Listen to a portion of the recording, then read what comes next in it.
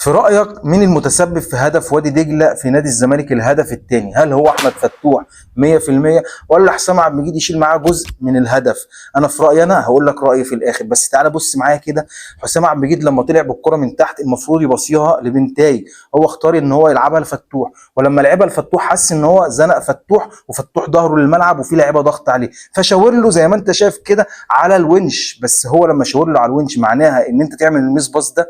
انت اصلا كلاعب كبير المفروض قبل ما بتستلم الكرة بتبقى باصص وعامل سكان للملعب وشايف فين الونش. المفروض حتى يا عم لو ما بصيتش على الونش وهتلعبها على المغمض، هل الونش لازق فيك يعني عشان تلعب له الباصه بطيئه كده وضعيفه للدرجه دي؟ انت لو هتلعبها على المغمض وعايز تضمنها هتلعبها قويه على قد ما تقدر عشان توصل لصبحي لو الونش ما حصلهاش، لما توصل للونش المهم تبقى انت بعدت الكوره عن لعيبه وادي دجله خالص. انما انت عملت باصه غريبه جدا يا فتوح، ومش عارف اقول لك ايه بصراحه. انت كنت نازل ايه؟ ما مش شايف معمي. انا بصراحه اشاير الهدف بنسبه 99% لفتوح. حسام عبد المجيد مهما كان هو بصاها اللاعب، المفروض اللاعب ده بيطلع الفرق حتى لو ظهره للملعب. انت لاعب كبير ليه ولاعب مهاره ليه، والمدرب حطك في المركز ده ليه؟ عشان تطلع الفرق، مش عشان تزنق الفرقه في اول لمسه ليك وتتسبب في الهدف الثاني وسبب خساره نادي الزمالك الاولى في الماتش ده. عشان نبقى بس مرتاحين كده، هو ناصر ماهر.